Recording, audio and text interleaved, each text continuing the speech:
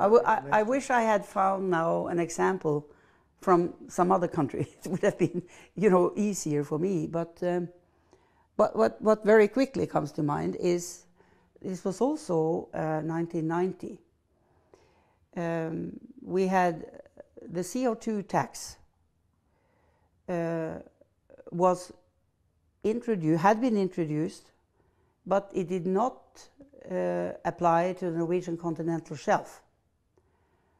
Because of the logic that people who had been working on this legislation were saying that, look, no other place in the world is there any CO2 tax on the continental shelf. How can the Norwegian oil industry live with a completely different situation?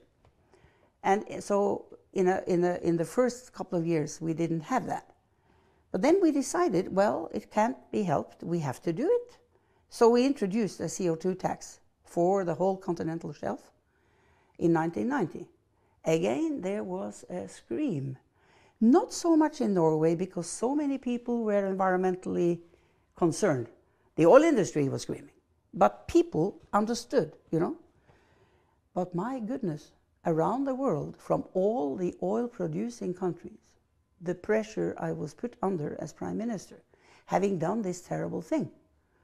So I know as I traveled to Rio and before that, I had bilateral talks that you cannot imagine.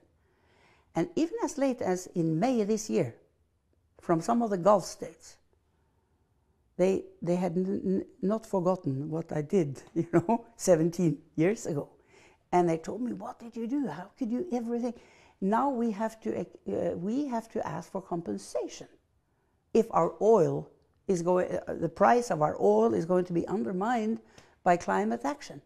So, instead of putting a tax to make it, to improve the balance of the use of oil will cost more so that you can save energy and save the climate, etc.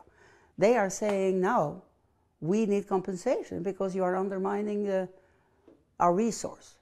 But we will never reach the true scenario unless we have to do some very tough things.